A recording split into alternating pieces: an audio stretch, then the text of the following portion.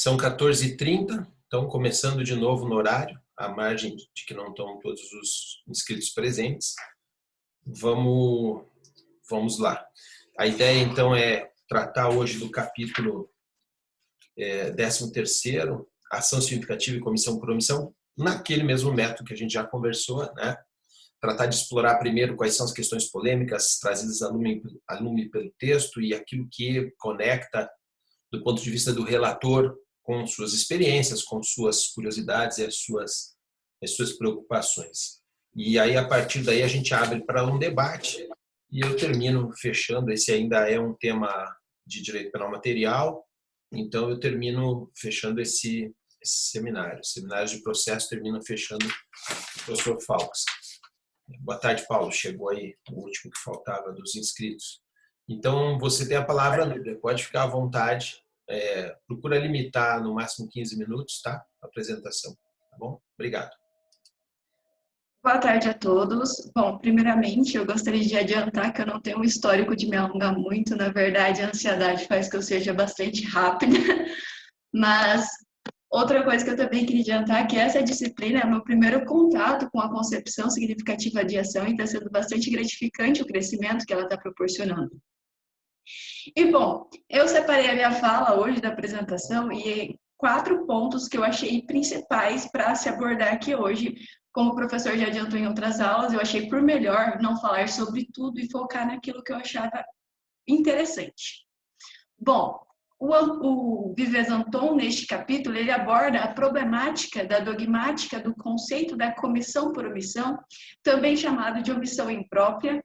E nas palavras do professor próprio Anton, ele fala que apesar do fato que a lei, a linguagem comum e a própria vida nos dizem que a ação positiva e a comissão por omissão se comportam de forma idêntica do ponto de vista causal, a ciência, primeiro, e a lógica, então nos impedem de aceitar essa identidade. E uma coisa que eu trouxe do outro livro do professor Anton, que o professor Paulo César Busato indicou lá no WhatsApp, é que o professor Anton, ele parte de 2 pressupostos para analisar a comissão por omissão. O primeiro deles é que o objetivo da dogmática é explicar o sentido da Constituição e das leis, e o segundo é que esse sentido é aquele que emerge dos significados das palavras e das frases. E, para começar o texto, ele pega e fala de 3 paradoxos, que é o causal de List, o normativo de Binding e o ontológico de Herbert. List, como que eu posso falar isso de uma forma que eu não me enrole muito, porque, como eu disse, é o meu primeiro contato, e são tantos conceitos novos que se torna um pouco difícil, mas um pouco diferente. Liszt propôs uma concepção causal naturalista fundamentada em 3 elementos: o impulso da vontade, o movimento corporal e a troca com o mundo exterior. E Anton, neste capítulo, ele fala para nós que nós não devemos nos apegar aos conceitos, porque a ação e a omissão não são passíveis de conceituar, simplesmente pelo fato que não existe. A linguística cartesiana, que nós, vamos assim dizer, somos apegados de tentar definir tudo, acaba criando objetos ilusórios que não são passíveis de conceituação, e dentro desses objetos ilusórios nós colocamos aqui a ação e a omissão. E como não se existe no mundo real a ação e a omissão, nós não podemos conceituá-los, não funciona, não bate o que nós vivemos com aquilo que o direito diz que nos é por meio da dogmática atual que nós estudamos. E se a linguagem não significa porque não existe objeto para descrever, o que então ela significa? O professor Anton fala que tentar conceituar a ação, a omissão e a omissão imprópria não tem como, porque ela não existe, e o que existe, na verdade, são semelhanças sobrepostas entre uns e outros. Daí ele traz o conceito de parecido de família de Wittgenstein.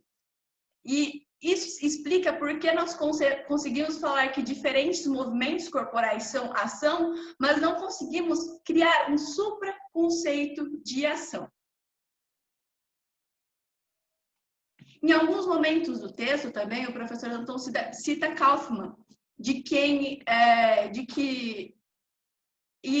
o Kaufmann ele é discípulo de Wessel, que adota a teoria finalista da ação, e para a qual a ação em sentido estrito é preciso a ação em sentido estrito e preciso é a atividade da intenção humana, sendo a causalidade um processo real.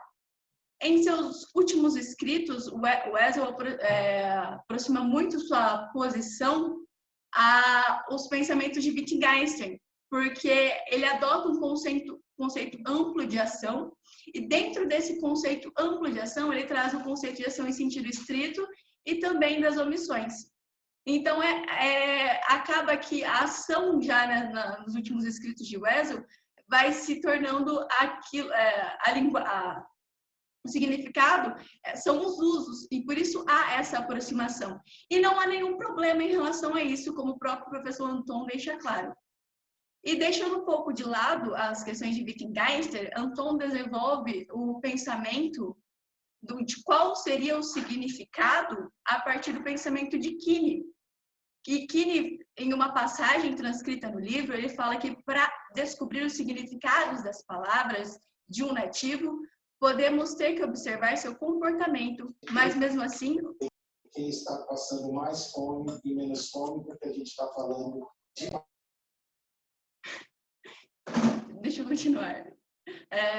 Para descobrir o significado das palavras de um nativo, podemos ter que observar seu comportamento, mas mesmo assim, os significados das palavras devem ser determinados na mente do nativo, no seu museu mental, mesmo nos casos em que os critérios de comportamento não podem revelá-los para nós. E assim, as ações e as omissões impróprias, elas são, segundo o que traz o texto, interpretações diversas realizadas a partir de perspectivas diferentes, de substratos comportamentais diferentes. Até o professor Anton cita vários exemplos da questão de levantar o braço, que sobraria, se você tirasse o fato de levantar o braço. Então, esses exemplos que ele traz são bastante esclarecedores, porque nós conseguimos observar ações tanto no fato de levantar o braço, como de acender um fósforo, como até mesmo de lavar uma louça, que eu tenho que lavar uma louça aqui após a aula, mas não conseguimos criar esse supraconceito de ação. E um dos maiores problemas que o professor Anton cita é que quando nós tentamos definir a omissão, nós sempre trazemos o contrário de ação. E se a ação é conceituada como sendo um movimento, como que a ausência de um movimento poderia ser importante para uma norma proibitiva do direito? Mas com essa concepção significativa da ação, em que as ações são interpretações diversas, realizadas a partir de perspectivas diferentes, de substratos comportamentais também diferentes, as palavras significam aquilo que o comportamento, o uso dá. E esse comportamento, o uso, pode variar conforme a região. Então, aqui eu levanto um questionamento que ele vive martelando na minha cabeça, por mais que eu consiga vislumbrar o que o professor Anton diz, é que como que nós podemos atender ao princípio da legalidade com tantos diversos usos, comportamentos diferentes, principalmente aqui no Brasil. E Anton fala de uma certeza mínima, ele mesmo responde falando dessa certeza mínima a respeito do significado das palavras que decorrem de usos estáveis, mas que ainda assim também dependem de uma correta aplicação dos intérpretes. E daí eu acabo levantando outro questionamento, é se essa certeza mínima é suficiente e se é possível aumentar o grau de certeza, reduzindo as possibilidades de interpretações. E o professor Anton, novamente, já prevendo que alguém faria esse questionamento, na última parte do artigo, ele fala dos pressupostos de interpretação, mas do artigo 11 do Código Penal Espanhol. E aqui eu pontuei apenas alguns que eu achei interessante trazer, que essa interpretação ela deve ser dada com base tanto na dogmática quanto nos princípios constitucionais, E ele traz muito também a questão da equivalência da omissão, que é a interpretação dada, diante da interpretação dada, de acordo com os usos da linguagem comum, a omissão equivale a uma ação e possui um sentido positivo. Primeiro, ele fala que não existe uma interpretação apenas formal, que essa interpretação tem que trazer os usos e costumes, porque esse é o sentido que será dado. Porque se fosse uma interpretação apenas formal, nós estaríamos remetendo a Jacobs, quando ele fala que a letra da lei basta, mas não é isso que o professor Anton traz aqui. E além disso, somente é possível crimes comissíveis por omissão nos crimes que o elemento comportamental ativo de fazer algo evitaria o resultado. Mas aí levantamos novamente uma questão: até que ponto nós podemos hipotetizar um acontecimento? Porque, como o professor disse na última aula, se nós hipotetizarmos demais, nós podemos chegar até Adão e Eva. E outra coisa que o professor Vives Anton fala do artigo 11 do Código Penal espanhol é que a lei e o contrato são exemplificadores de fontes do dever de atuar. E, segundo ele, deve ser dada uma interpretação extensiva sobre o que seria a lei e os contratos, porque os usos e costumes dão essa interpretação extensiva, para que assim se evite impunidades. Mas aqui, novamente, e o princípio da legalidade? Se está lá a lei e o contrato, até que ponto nós vamos ampliar essa interpretação? Eu acredito que alguns desses questionamentos levantados pelo professor Anton a respeito do artigo 11 do Código Penal espanhol podem ser aplicados também ao artigo 13, no parágrafo 2º, que fala também da omissão imprópria aqui no Código Penal brasileiro. Eu acredito que essas são algumas das considerações que eu julguei mais importantes a respeito do texto e abro agora a palavra. Bom, obrigado, Núbia. Acho que você se desincumbiu. Aquilo que a gente estava buscando, né? O equilíbrio entre o que era o essencial do texto e o que era supérfluo. Isso é um talento a ser desenvolvido, tá, pessoal? E acho que o da Núbia foi muito bem posto, né? Isso é um talento que todos vocês vão necessitar. Todo mundo vai ter contato com um monte de bibliografia. Dentro da bibliografia, um monte de ideias, né? Quando for fazer suas dissertações, teses, etc. É muito importante o desenvolvimento de um talento consistente em saber separar o que é central daquilo que é periférico, em termos de ideias e em termos de autores, né? Que autores são chave num tema, quais são as ideias seminais em um tema e quem são meros seguidores, quais são argumentos periféricos, argumentos de reforço, que não são os centrais. Isso aí é um talento que se desenvolve, mas primeiro é um talento, mas também é um talento que se desenvolve, né? E como é que se desenvolve esse talento? Quando você acumula informação, né? É muito característico, qualquer um consegue ver quando um trabalho teve uma pesquisa profunda e quando um trabalho não teve uma pesquisa profunda. Qual é a diferença entre os dois? As citações a respeito de gente irrelevante e ideias irrelevantes estão presentes num número igual ou superior àquelas que são centrais em alguém que pesquisou superficialmente. Alguém que pesquisou profundamente um tema vai se encontrar com tantas vezes repetida uma ideia nos vários autores, e tantas vezes repetida a referência a um autor determinado, que vai entender automaticamente que aquilo é central, né? Então, esse desenvolvimento se dá somente dessa forma, não tem outro caminho. O acostumar-se com a informação, vem várias vezes a informação, várias vezes, daí você chega um momento e diz, não, peraí, só pode ser essencial isso aqui, todo mundo fala disso aqui. Né? Só pode ser essencial esse autor, todo mundo cita esse autor. Pode, então, né? É por aí que a coisa vai. Estou dizendo isso porque às vezes isso é mais natural nas pessoas, às vezes é mais necessário o treinamento.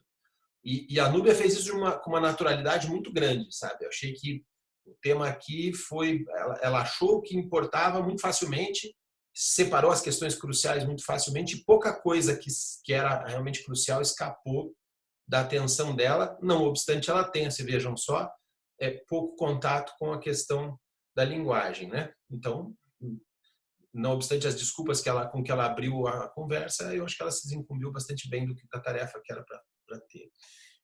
Eu só vou fazer uma observação, Núbia, que é de outra ordem, de ordem metodológica, e é muito... eu diria que se eu tivesse que apostar em qual é a tua segunda língua, como instrumental para o mestrado, eu diria que é inglês, né? E é fácil de saber por quê, né? A pronunciação dos autores, que quase todos aí são alemães, ela saiu errada, tá? Porque ela saiu com a fonética do inglês. Então não é Welzel, é Welzel, não é Radbruch, é Radbruch, né? É Wittgenstein, né? Então isso aí você vai também acostumar o ouvido, né? Daí já não é mais uma questão de costume de leitura, mas costume de ouvido, né?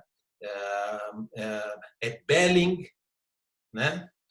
Binding, não binding, né? Então isso aos poucos te trai, né? A respeito da informação, aquelas informações que o Sherlock Holmes fala. Nossa, mas como é que você sabe que é a minha segunda língua é inglês? Pois é, né?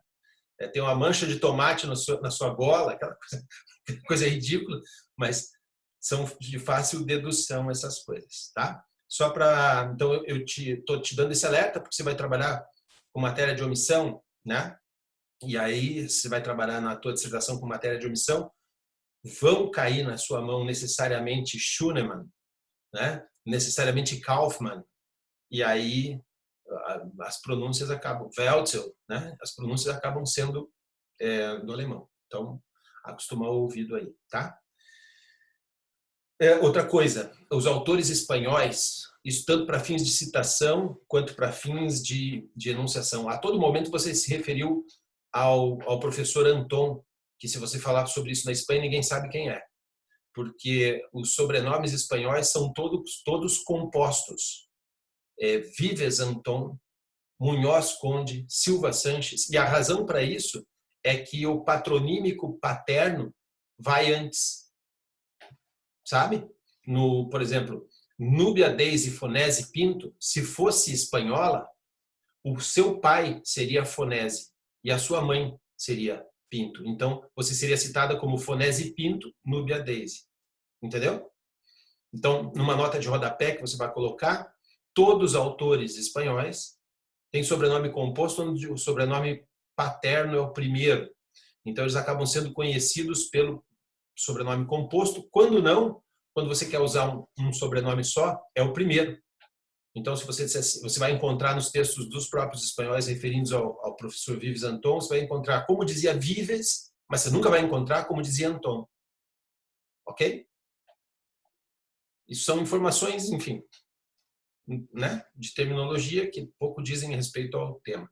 Mas é só para não perder a chance de te dar uma dica. Tá bom? Muito bem. Sobre os problemas que a Núbia propôs. Palavra aberta para quem queira perguntar, enfim, especular, fiquem à vontade. Vale todo mundo, inclusive os ouvintes, tá? Ou vocês acham que está tudo certo? A Núbia fez um monte de perguntas. Vocês não querem responder alguma pergunta delas? Vocês acham que... aqueles que acham... Vamos lá. Vocês têm alguma dúvida sobre o que ela disse ou vocês sabem o que ela disse? Vocês sabem o que ela disse, vocês têm a mesma dúvida que ela. Vocês têm a mesma dúvida que ela, tem que responder as perguntas dela. Então, de um jeito ou de outro, né? Ou vocês perguntam sobre o que ela afirmou ou vocês afirmam sobre o que ela perguntou, né? Diz lá, Raissan. Ela comentou de linguagem, só ia comentar que veja o seguinte, o Wittgenstein, quando ele vai falar de linguagem, ele não tem como objetivo obter um resultado final, né? o Wittgenstein, a ideia dele é focar justamente no processo linguístico. Ele abandona, lá no segundo Wittgenstein, a ideia de se buscar uma lógica dentro da linguagem. Se nós compararmos com o Habermas, que nós já vimos nas aulas passadas, a gente vê que o Habermas, ele sim, ele tem uma busca de uma lógica na linguagem. Então, basicamente, isso. Só um pequeno comentário para Tá, mas isso também. Para conectar com as aulas passadas, né? Para fazer uma conexão. Eu acho que a conexão com a aula anterior apareceu a partir do comentário que ela fez sobre a diferença com Jacobs. Que fica bem evidente na omissão imprópria. E aí, o que mais? Alguém mais? Nada, pessoal? Sério mesmo? Nós estamos gravando, tá? Só para vocês saberem. Vocês não têm dúvida. Tô um pouco retraída aqui, assim, mas eu... Júlia, pode falar. Não tem, aqui estamos... Eu não sei se vocês fazem assim, mas quem assistiu... Não sei se vocês fazem a exibição dessa forma, mas quem assistiu eventualmente no YouTube a aula, vocês vão ver que eu coloco a exibição em forma de ampla, né? De partilhar a tela, que todo mundo é igual. Não tem privilégio de ninguém. Então, eu só queria fazer um comentário, porque eu acho bastante necessário, na verdade, enfocar como tem uma diferença gritante entre o... Espera só um momentinho.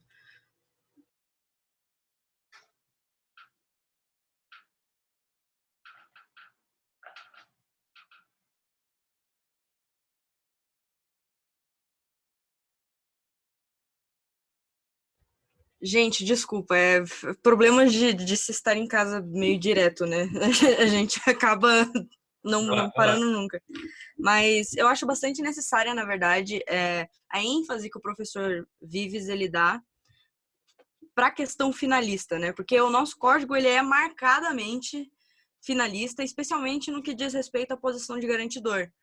E a teoria finalista, né, pelo menos o Kaufmann, ele adota uma teoria funcional da posição de garante, né? Então, é muito necessário desfazer essa condição de omissão que é trazida no finalismo, né? Porque para o finalismo, a omissão, ela seria relevante, mas não seria relevante pela causalidade, sim pela finalidade que o sujeito ele pensa na cabeça dele, que ele vai se abster de fazer, e essa omissão dele, desse deixar de agir do sujeito que seria relevante, né? O sujeito, ele se responsabiliza por não impedir um resultado.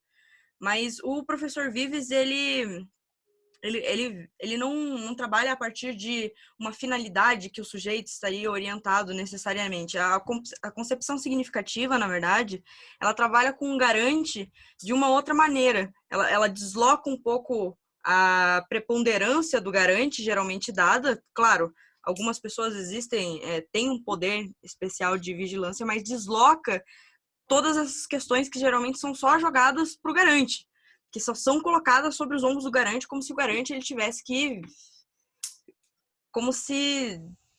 resolver todos os problemas da humanidade, né? Então, eu acho muito interessante, na verdade, como o professor Vives, ele melhora a nossa possibilidade de imputação da omissão imprópria. Pelo menos, se a gente for aplicar no nosso código, seria muito melhor a utilização da concepção significativa de ação. Só queria fazer esse detalhe, dar essa... A tua provocação foi boa para remeter a um ponto da exposição da Núbia. Em um determinado momento, ela disse que o Welzel, nas últimas concepções, foi se aproximando do Wittgenstein. Eu tenho dúvidas sobre isso, sabe? Bastante, aliás. O Welzel, para mim, esteve sempre conectado com filosofia da mente. Ele nunca conseguiu se desfazer desse argumento, né? Claro, ele foi percebendo, isso é óbvio, ele foi percebendo as falhas dessa argumentação e tentando mitigá-las, né? Mas daí a que ele tivesse a abordagem a partir da linguagem, eu já não creio. E não creio por várias razões, porque o próprio tratado do Welzel precedeu em muito a publicação do Investigações Filosóficas. Então, nem temporalmente, o Investigações Filosóficas de 52 nem temporalmente o Welzel podia ter essa ideia, né? Menos ainda que ele tivesse desenvolvido isso pelo lado filosófico. Vocês sabem que a cadeira do Welzel era de Recht, Filosofia und Strafrecht, né? Então era uma cadeira, as cátedras alemãs são sempre de duas disciplinas, né? A do Roxin, por exemplo, é de Direito Penal e Processo Penal, né? As duas, tanto que ele tem um livro de processo penal. Sim, claro, não é o foco dele principal foi Direito Penal, né? No caso do Welzel, em Berlim, a cátedra era de Direito Penal e Filosofia do Direito, né? Então tem escritos dele que são de Filosofia do Direito. Até vai sair uma tradução daquele Justiça Material e... Como é que é? Direito Material e Justiça, alguma coisa assim. Não lembro do título. Que é Justiça Natural, não é? Direito Natural e Justiça Material. Justiça Material, exato. Isso. Que é um dos primeiros livros de filosofia do direito do Welzel, exclusivamente, em que ele trata de filosofia do direito, não de direito penal. Vai ter uma tradução direta para o português, feita pelo professor Drayton, da Universidade da PUC de Porto Alegre. Isso sai ainda esse ano. Tá? Esse é um texto interessante, só tem em espanhol a tradução, não tem em português, e ele vai fazer a tradução em português. Está fazendo, já está em fase de revisão, revisão técnica, inclusive. E é interessante porque nessa ideia de direito natural do Welzel vaza um pouco da sua tendência absolutista, sabe? Para quem lê vai ser interessante, né? Porque tem muita gente ainda abraçada com o Welzel, tem muita viúva do Welzel por aí, né? E é bacana dar uma olhada nessas coisas para ver de que ele estava dizendo, né? Quando estava dizendo, como diz o Vives Anton, não é só o que você diz, nem só o que você quer dizer quando diz, mas o contexto em que você diz o que você quer dizer, né? A conversa é um pouco mais para lá, né? Bom, isso me fez lembrar desse ponto aí, do comentário da Núbia, essa pergunta da Júlia. Alguma coisa a mais que vocês queiram? Professor, eu posso? Rapidamente? Claro, todo mundo pode. Vai lá, Bruno. Boa tarde a todos os colegas, boa tarde, professor. Desculpem, eu cheguei meio de intruso hoje aqui, mas eu queria... Você é bem-vindo. Obrigado. Eu peguei um pouquinho da fala da colega. Eu queria, na verdade, problematizar mais uma questão também histórica. E a comparação que o Vives faz entre a análise, na verdade, que ele faz do Código Penal espanhol, e aí eu vou fazer essa comparação com o Código Penal brasileiro. Porque uma questão interessante é que a parte geral de 40 não previa a omissão imprópria nos termos em que ela existe hoje. Não havia um artigo 13, parágrafo 2º, delimitando as hipóteses de omissão imprópria. Isso levou o Fragoso a entender a omissão imprópria como uma espécie de tipicidade aberta, né? Então faziam meio que uma interpretação extensiva e uma tipicidade indireta para chegar à omissão imprópria. Então tinha um sério problema de legitimidade. Depois, interessante, na verdade eu escrevi um artigo sobre isso, mostrando que o primeiro código brasileiro a tratar da omissão imprópria expressamente foi o Código Penal Militar de 69, que foi baseado no homônimo, né, que nunca chegou a entrar em vigor, do Nelson Hungria. E o interessante é que o Código Penal Militar de 69, que continua em vigor, ele não prevê a redação, a técnica legislativa dele é um pouco menos apurada, porque ele não subdividiu em alíneas, né? Ele concentrou tudo num parágrafo só, né? E aí, uma discussão que eu queria trazer quanto a isso é que o Código Penal espanhol, ele fala expressamente em contrato, né? E eu vi nas minhas pesquisas que o Feuerbach foi quem sugeriu isso, e os positivistas costumavam colocar expressamente essa obrigação como contratual. Já a nossa redação pátria, ela não usa o termo contrato, mas qualquer outra forma de assunção da obrigação. E era isso que eu queria problematizar. A forma como o nosso Código Penal foi redigido, ele não é bem mais amplo e, ao mesmo tempo, acaba respondendo de uma forma mais adequada aos problemas dogmáticos, porque imagine que nem sempre a assunção da obrigação está vinculada a um contrato, ainda que seja um contrato não escrito. E outra coisa, imagine que estivesse vinculado a um contrato e nesse contrato houvesse uma cláusula de exclusão da responsabilidade. Isso poderia afastar a eventual omissão nos termos em que consta do Código Penal espanhol. Então, era apenas essa breve passagem que eu queria fazer. Obrigado. Obrigado você, Bruno. Olha, a referência ao artigo 11, lá que o professor Vives faz, é importante, tá? Porque o artigo 11 do Código Penal Espanhol, ele teve uma interferência direta do professor Vives na redação final. Ele propôs uma emenda e essa emenda foi aprovada e ela consta do texto. A respeito da provocação do Bruno, o fato do Código Penal Espanhol falar da lei ou contrato na primeira parte, abrigando que seriam as nossas alíneas A e B do 13, parágrafo 2º, né? Mas tratando como contrato e não outra forma, que é a fórmula aberta do nosso código. Mas, veja, qualquer coisa que escapasse do contrato e da lei cairia na criação da fonte de risco, que é o inciso 2 do artigo 11 deles, que é a linha C nossa, né? A linha C é uma espécie de subsidiária das outras, né? Não tem uma situação de contrato, não tem uma situação de lei, né? Mas não tem um acordo semântico de que eu assumi a responsabilidade do negócio, mas eu criei a fonte de risco. Então, quem cria a fonte de risco, né, assume... Essa é uma construção que vem lá do Kaufmann, que vem depois reelaborada pelo Schunemann em cima da ideia de bem jurídico. Vocês conhecem essa conversa, né? Dentro da ideia de posição de garante. Mas está correto o Bruno, de fato, a admissão da posição de garante no Código Penal brasileiro é na reforma de 84, só que aparece por influência do finalismo e não por acaso o maior discípulo, o discípulo mais consagrado do Wälzel, que faleceu jovem, né, inclusive teve um câncer e tal, foi o Armin Kaufmann, né? Então essas coisas não são por acaso. A construção da omissão é uma construção desenvolvida a partir do finalismo. O desenvolvimento da crítica e limitações da posição de garante vem do trabalho do Kaufmann, né? Então, existe aí o dado histórico dessa construção que foi bem lembrado pelo Bruno. Mas tinha aqui o comentário do Batalha, a mão levantada. Fala aí, Rodrigo. Obrigado, professor. Na realidade, eu não pretendo responder nenhuma das questões postas, muito pelo contrário, eu gostaria de propor mais uma questão que na realidade, uma inquietação que me surgiu a partir do comentário, eu acho que principalmente da Júlia, que abordou mais especificamente com relação à própria posição do garante.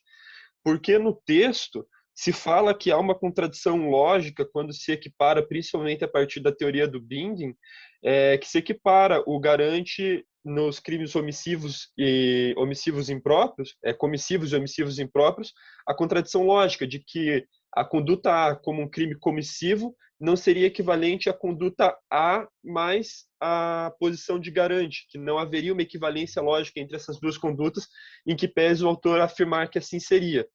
E daí, lendo mais para frente o texto, me deparo, inclusive, com um conflito a partir da minha própria experiência, porque na minha cabeça, e a partir da minha experiência prática no direito penal, e nos meus estudos, eu nunca vi com muita preocupação essa posição do garante. Para mim, foi algo que sempre fez muito sentido.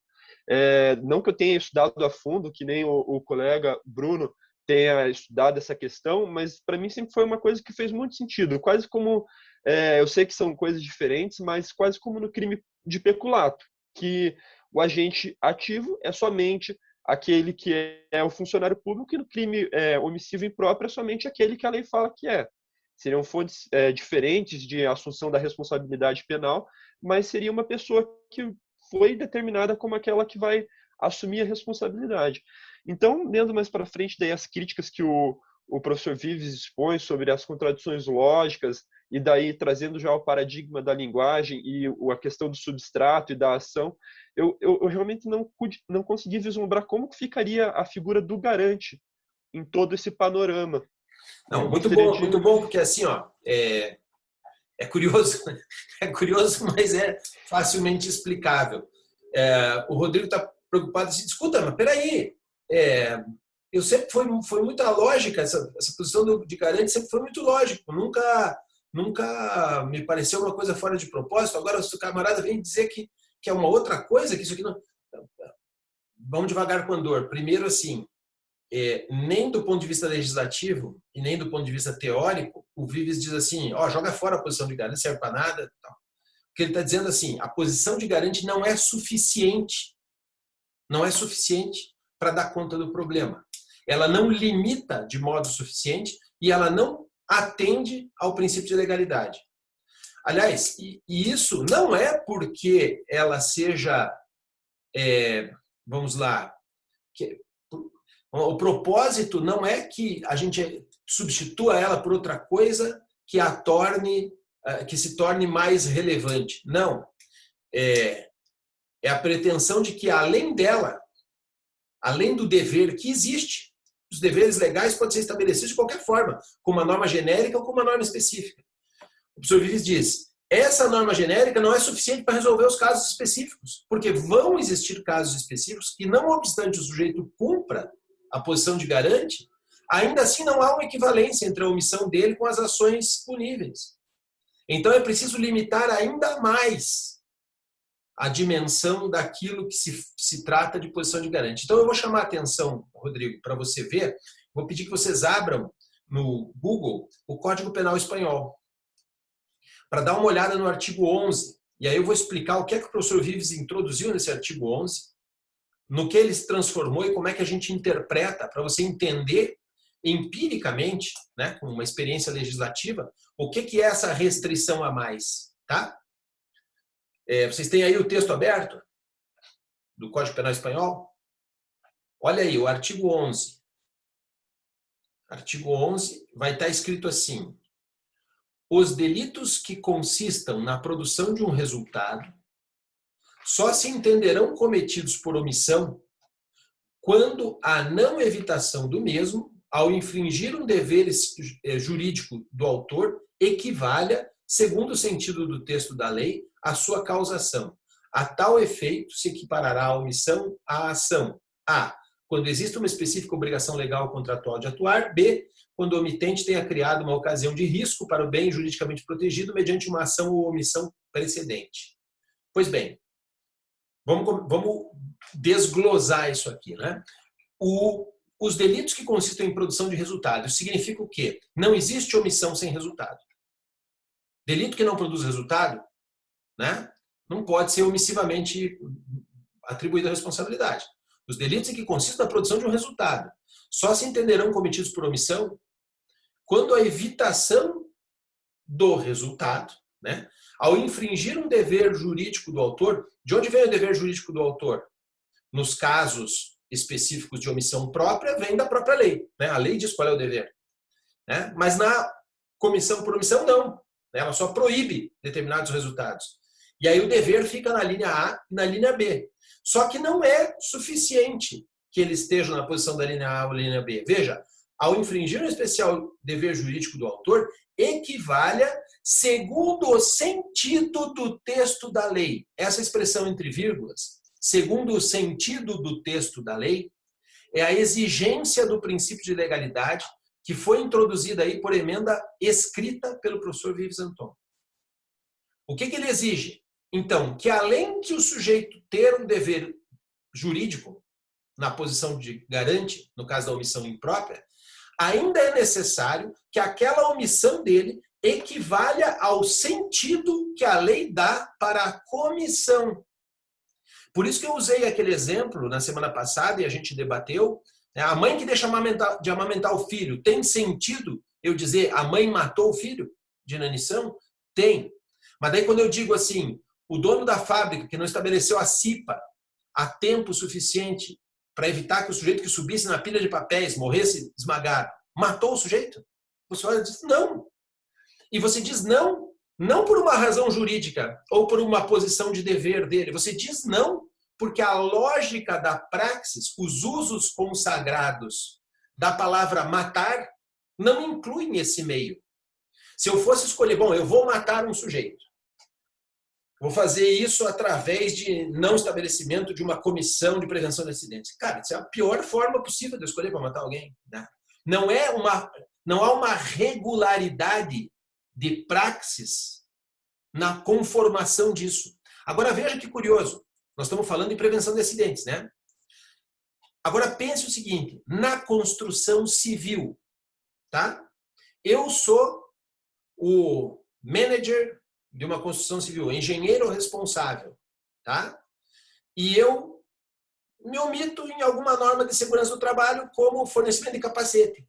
Cai um tijolo na cabeça de um empregado e ele morreu, eu sou culpado? Claro que eu sou. Sabe por quê? Porque o número de vezes que vai cair um tijolo na cabeça de alguém sem capacete na construção civil é 50 vezes maior do que o número de um cara que vai cair esmagado dentro das redes de papéis. Entende o que é a regularidade, a praxis comum? Existem certas normas jurídicas que são o suprassumo da praxis comum. Né? Aquilo, no final da exposição da Núbia, ela disse das regularidades, né? Aquelas regularidades da linguagem comum, né? Elas representam este segundo sentido da lei. Quando a lei diz matar, ela quer dizer matar. O que é matar em sentido comum? Né? O sentido que ele quer ali é alguma coisa que vai para além da obrigação ou da posição de garante, para além do dever jurídico. Né? Então, o dever jurídico existe. Está lá a posição de garante na linha A e na linha B. Mas não basta. Porque se ele estiver naquela posição de garante, mas não haja equivalência segundo o sentido, ou seja, segundo os usos regulares da praxis, né? Segundo o sentido, se não houver equivalência àquela expressão ou núcleo do tipo comissivo de que nós estamos tratando, mesmo que o cara esteja na posição de garante, ele não é punido. Então percebam que o que está acontecendo aqui é uma restrição à responsabilidade em comissão por omissão. Né? Não basta o dever geral, porque ali o dever é que estava dando essa origem. E aí você tem esse problema de equivalência que estava te atormentando. Veja, olha, eu estou dizendo que aqui tem responsabilidade por causa do dever. E na comissão não tem esse problema. É por causa do que ele fez. Aí eu tenho A igual a A mais B. Né? Agora, quando eu digo, não, peraí, existe uma equivalência semântica à margem do dever. À margem do dever. Uma coisa que não tem nada a ver com o dever. Tem uma equivalência semântica em eu realizar certas coisas através de ação ou omissão, derivada das praxis regulares do uso da palavra em questão. Bom, aí sim eu tenho sentido. E aí, de posse desse sentido aí, claro, os limites da lei, quais são os limites de legalidade? A previsão legal. Aí, então, eu uso os deveres da previsão legal. Sejam eles na omissão própria, que está contido no próprio tipo, né, um dever oriundo da parte especial, seja as posições de garante, que são o dever jurídico oriundo da parte geral. Né? Esses deveres são um complemento da legalidade, são os requisitos do tipo, mas não são eles que dão sentido de ação ou sentido de omissão.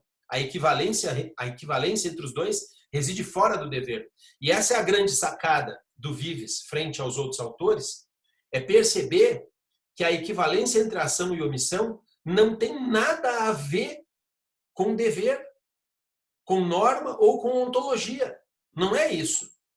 E ele só consegue mostrar isso através daquilo que ele chama no texto de giro pragmático.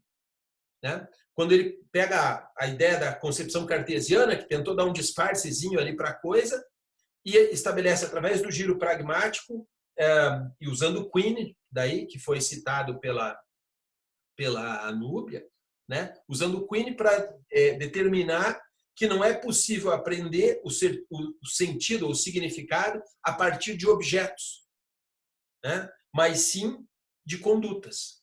O significado está íncito à conduta. Portanto, ele não reside. O erro consiste em tentar vinculá-lo a objetos, mesmo que seja um objeto mental, né? Que foi a tentativa frustrada cartesiana. Né? É por isso que ele explora lá no começo, até achei que o Raissan, ele gosta dessa passagem, por isso que eu achei que ele ia falar.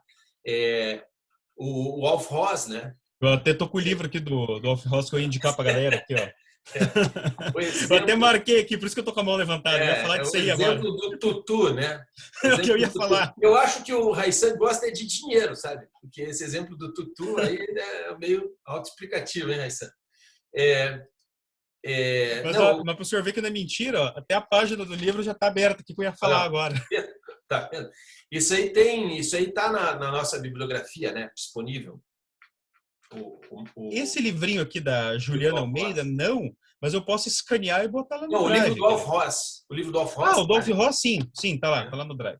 Então dá para buscar ali para vocês verem.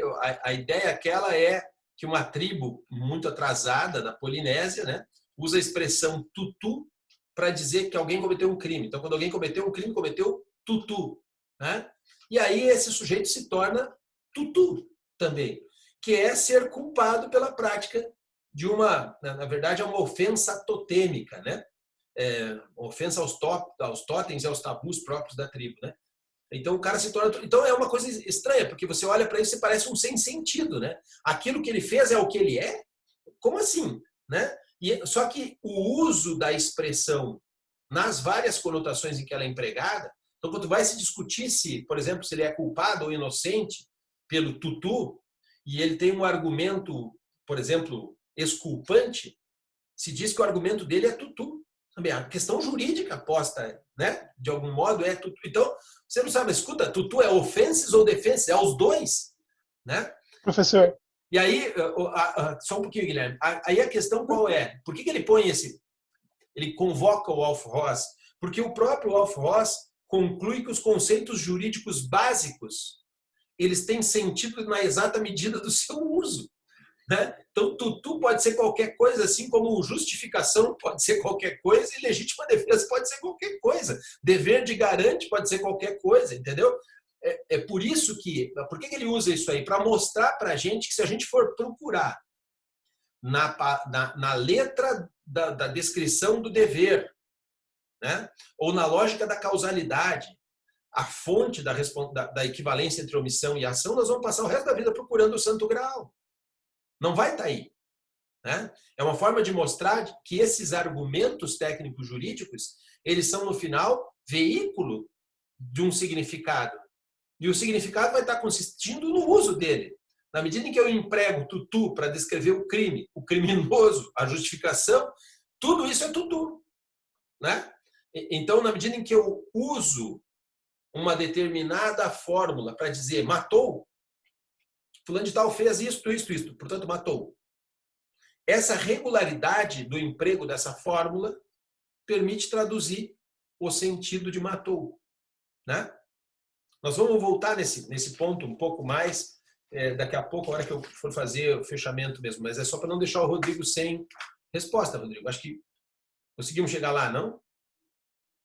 Eu sei que tem ainda o Raissan e a Mariana, mas eu quero o comentário do Guilherme primeiro, que parecia ser incidental. Vai, Guilherme. Era apenas um comentário incidental mesmo, professor. É que o tutu é a manifestação empírica do labeling approach. Ao tempo em que você comete tutu, você se torna tutu. Exatamente. Mas veja lá, é mais ou menos, né? Porque também se você se encontra em situação de exculpação, você se encontra tutu também.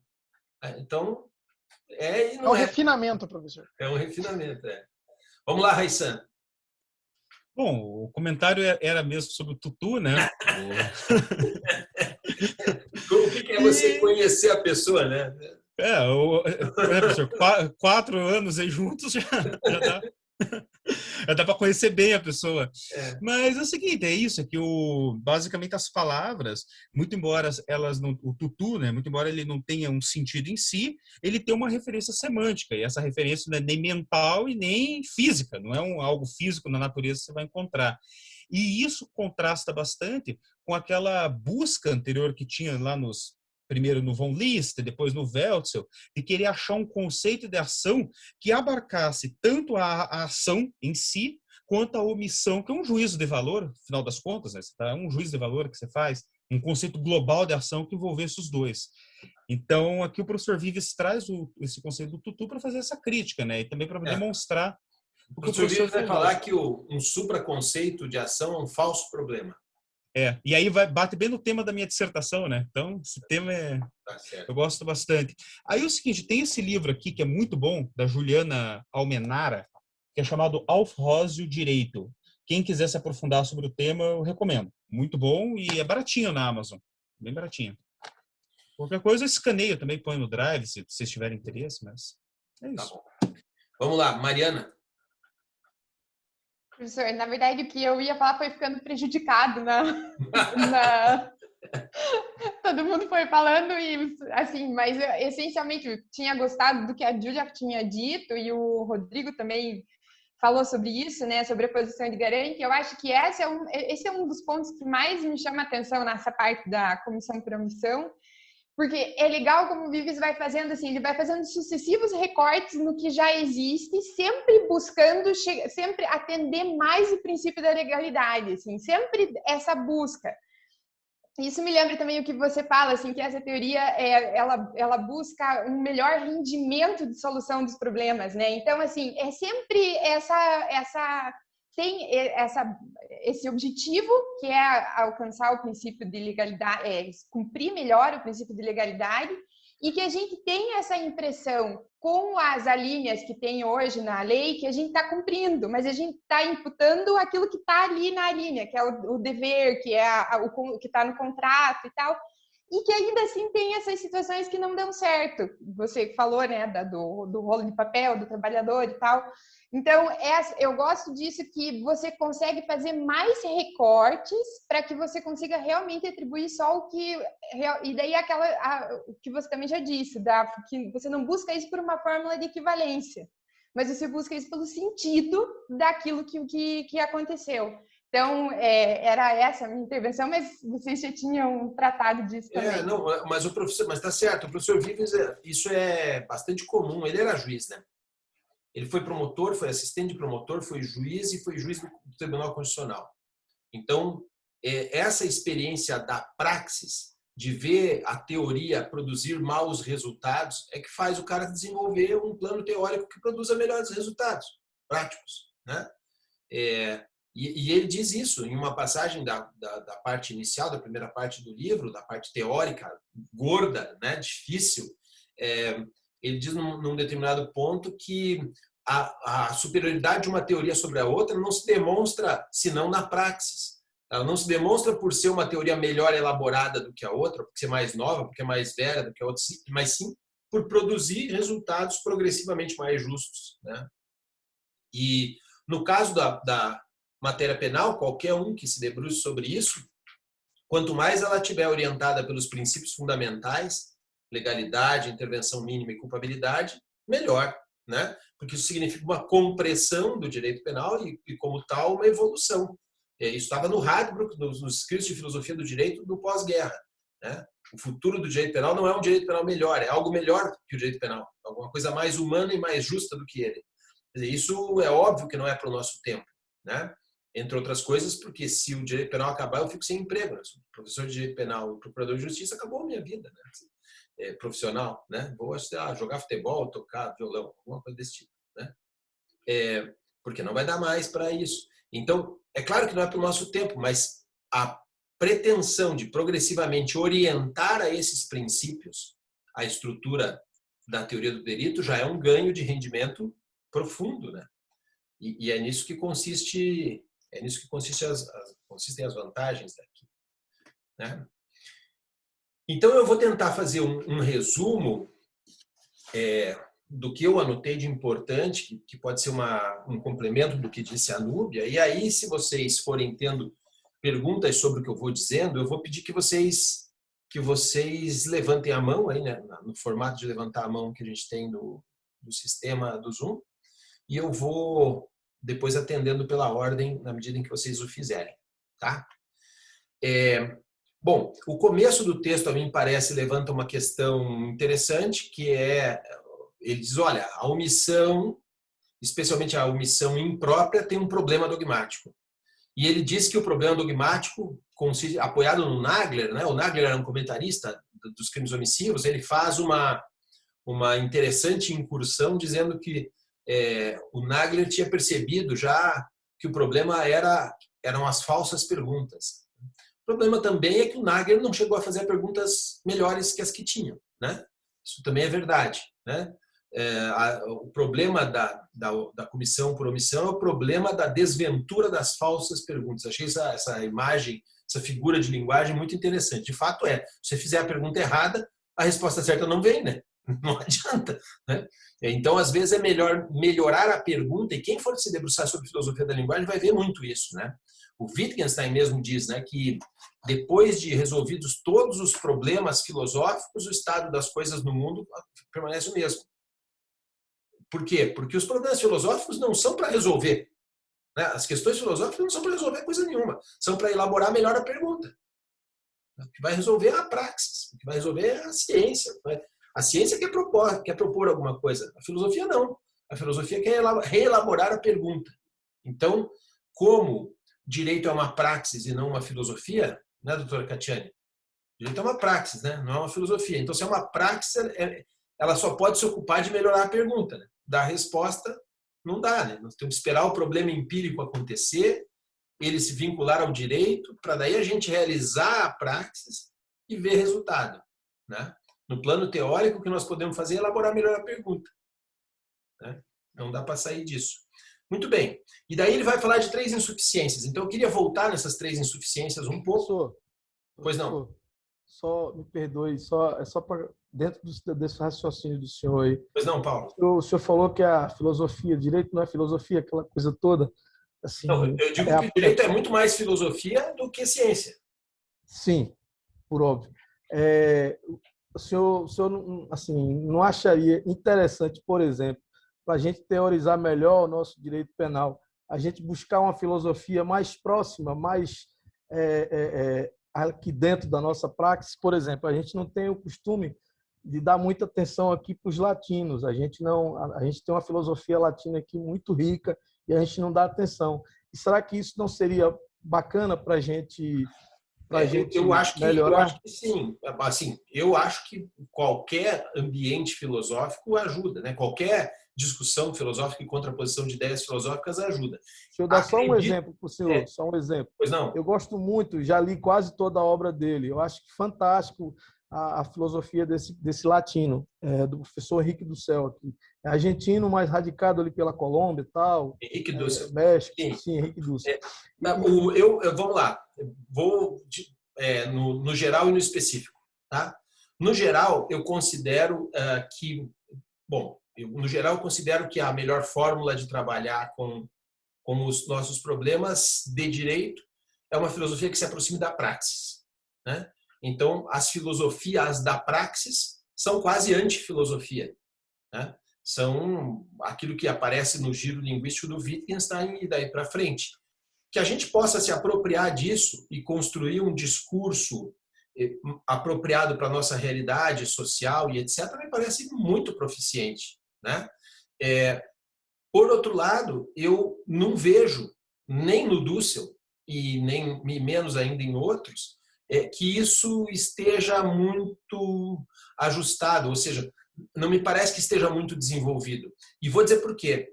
Não é por falta de dados, é por excesso. Eu tenho a sensação, por exemplo, no Dussel, que existe uma contaminação ideológica nos textos do Dussel. E a contaminação ideológica, por exemplo, o faz realizar uma crítica completamente sem base a Habermas, né? Vou te dar uma forma.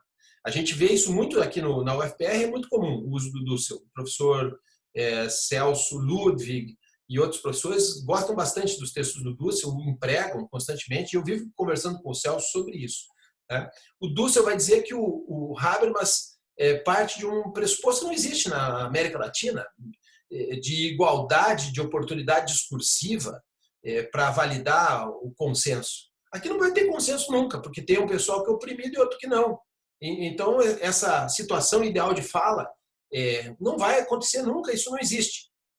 E o problema está na palavra existe, né? Porque o Dussel está buscando uma coisa empírica, enquanto o Habermas está falando de linguagem. E a linguagem não é empírica. Portanto, o que o Habermas diz, inclusive, nem é isso. O que o Habermas diz é o resultado de um conflito, o resultado final de um conflito, ou seja, a força do melhor argumento, não pode ser imposta a alguém que não tenha participado da discussão em igualdade de oportunidade discursiva. É isso que ele diz. Ele diz o contrário. Ele diz assim, olha, não tem igualdade, de oportunidade discursiva, o resultado do discurso não é aplicável. Não há consenso, porque você só pode falar de consenso onde os dois disputaram força de iguais argumentos e chegaram à conclusão de qual era o melhor argumento para aplicar na praxis. Se não há essa possibilidade de igualdade, então, ou seja, tomada a premissa empírica que o Dussel quer, só é possível ser abolicionista. Senão, não tem lógica. Né? Não deve haver direito penal. E eu temo, porque a minha filosofia é uma filosofia da praxis, eu temo que se a gente entregasse a solução dos conflitos como querem os abolicionistas, te cito um exemplo de um professor super importante que eu gosto muito, entre os abolicionistas, o professor Nilo Batista. Né? Se a gente seguisse a proposta do professor Nilo e devolvesse o conflito para os envolvidos, com a realidade social que nós temos, o resultado seria pior do que a intervenção do Estado, a meu ver. A intervenção do Estado pode estar desigual, e eu ainda acho que é desigual. Por exemplo, eu acho que o cara que tem o defensor dativo não é o cara que tem como defensor o Samuel, ou você, ou o Paulo, os que advogam, né? Não é igual. É evidente que o camarada que tem um defensor potenciado, ele vai ter uma condição melhor frente a outra. Agora, se eu devolvo o conflito para as partes, isso melhora? Tem lugares em que o Estado não entra, e as regras do Estado também não. Por exemplo, em alguns morros do Rio de Janeiro. Lá existe uma forma de justiça, que termina no micro-ondas. E vocês sabem do que eu estou falando. É melhor devolver o conflito? Eu acho que não, cara. Eu acho que não. Né? Então, pragmaticamente, pensando na praxis, uma filosofia da praxis melhora, sem dúvida nenhuma, o ambiente. Uma filosofia que tenha os olhos postos na nossa realidade social, sem dúvida nenhuma, melhora ainda mais. Então, eu acho que o nosso esforço deve ser por capturar bases de uma filosofia da praxis, que arranca ali do segundo Wittgenstein, e trazer para a nossa realidade. Como é que se faz isso? Escrevendo sobre isso. Tomando essa base teórica para explicar o nosso Código Penal, as nossas leis incriminadoras, né? De acordo com a interpretação das nossas praxis, porque pensa bem, Paulo, quando a gente faz esse exercício que a gente está fazendo aqui, por exemplo, da comissão por omissão, né? A Núbia falou bem, a gente vai trabalhar com a equivalência da omissão em relação à ação na medida em que as praxis que a gente tem mostrem isso, né? Mostrem que há uma equivalência. O que são essas praxis? As regularidades no uso daquele termo. De que regularidades nós estamos falando? Das nossas, né? Das nossas regularidades. Da forma como nós interpretamos os termos da nossa lei. E não da forma como é interpretada em geral. Né? Então, há uma tarefa aí do uso dessa base teórica, filtrar a parte especial. Eu tive tremenda dificuldade de lecionar a parte especial. Isso sabe quem foi meu aluno aí, né? A Júlia, que é a minha aluna, o Rodrigo, que foi meu aluno. No ano do Rodrigo, Batalha, a gente não tinha nenhum texto. Eu fui fazendo os textos de parte especial e levando os PDF para a sala. Lembra que eu deixava folhas para vocês, Rodrigo? Lembra lá que eu deixava folhas? Não era no teu ano? Era no teu ano. Não? Não, professor, eu fui aluno do senhor nas matérias eletivas. Nas eletivas. Mas foi no ano que você foi meu aluno, só você não era aluno da disciplina regular. Na disciplina regular, eu escrevia o texto da interpretação, porque não tinha. Porque eu olhava lá os clássicos, o Fragoso, Hungria e tal, completamente desatualizados em relação à realidade social de hoje, né?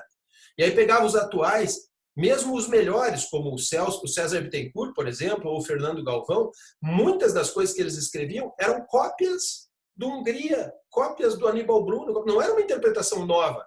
E aquilo me dava um monte de desespero. Eu falei, cara, tem que escrever a coisa para eles, né?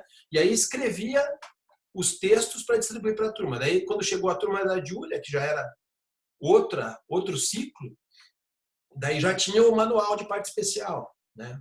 E a gente continua fazendo, o manual continua sendo escrito. O Bruno mesmo me manda regularmente das aulas dele as dúvidas que tem, as conclusões que chegou, os exemplos e tal.